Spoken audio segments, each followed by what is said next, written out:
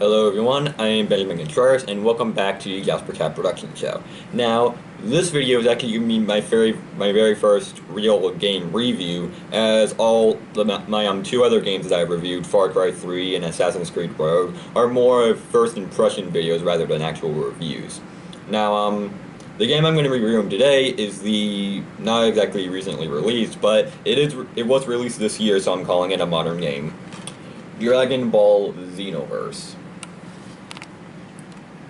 The newest Dragon Ball game that has been released, and it's of course based on the ever so popular, and I mean really ever so popular, Dragon Ball Z TV show. Now, I just want to say right off the bat, I really like the way the cover looks.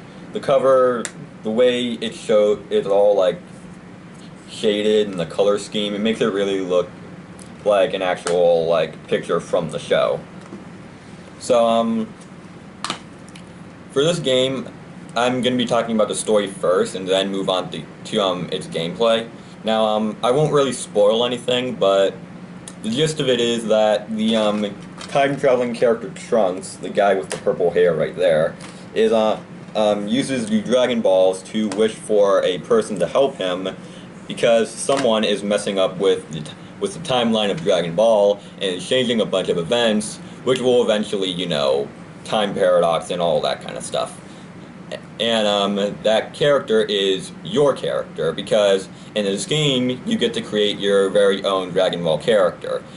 Something that everyone's been wanting to do ever since they first ever seen it, basically. Now there are only a few races. There's only if you know the actual show, know what I'm talking about. There's the Earthlings, Saiyans, Namekians, basically the Piccolo people if you don't know their actual name. Frieza race, which I think could have had a better name, and the Boos, spelled with a B and a U, not B-O-O. And there's a whole lot of variety when it comes to the character creation. There's a lot of different like headpieces, color schemes. You can change the color of your outfit, your character's voice, but your character doesn't have an actual like monologue type of voice. It's just a bunch of grunts and stuff like that. But I really like the idea of creating your own character. I really love games that do that. It allows you to go things your way. And now for the gameplay, this is actually a very unique style game, because if you played other fighting games, Dragon Ball Xenoverse is not very similar to them, most likely, because it's like a full 3D game. It's not like side view like most other fighting games. You're able to move around anywhere within it is sort of still in a box type of shape, but there is still a lot of room to move around. It's very fast-paced. There are many different combos you can do with weak attacks, strong attacks, and special moves. And I really like the control scheme of having the normal moves and special moves being different. Like whenever you hold like the right trigger, all your button combinations will change to your super moves. And I personally think that really simplifies it. And if it's simplified, it doesn't mean it's bad. It just means it's more easier to pick up. So I really like how the gameplay is. I like how it's very fast-paced. All the like different special moves you can get are all from the show, and you can really have a lot of variety, which makes your character more of how you wanted him or her to be. Now, one of the things I don't like about the game is that the main hub world itself, it's called Toki Toki World, I believe it's called. I personally think the area is a bit too small. There's only 3 main areas. There's the main hub world where you can change, doing like online and offline stuff. There's a shop area where you can buy items and different equipment. And then there's finally the main area where you find missions for the main story.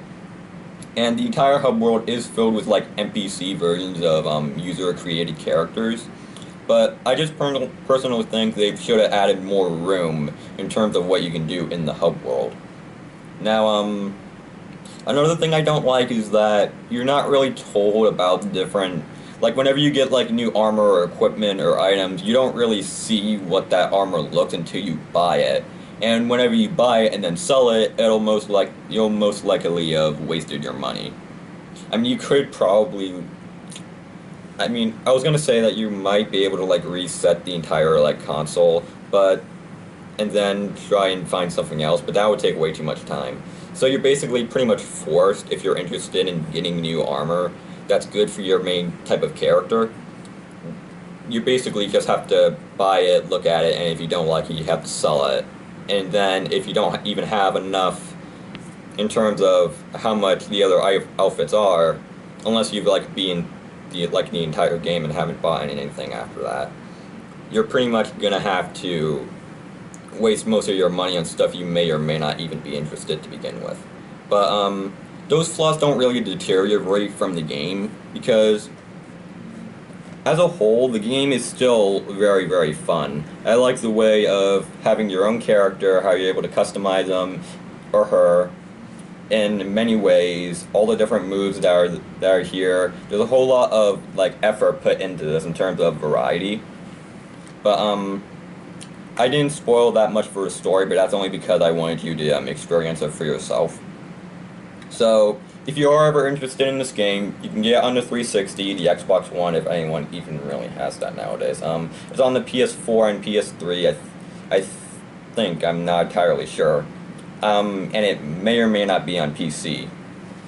But, yeah, if you have the 360, I recommend that you get this game. If you're not a very big fan of Dragon Ball, then you're most likely not going to be interested. But fans of Dragon Ball are pretty much going to be completely like spazzed out when they first see this. So out of a 5-star rating, I'm going to give this a.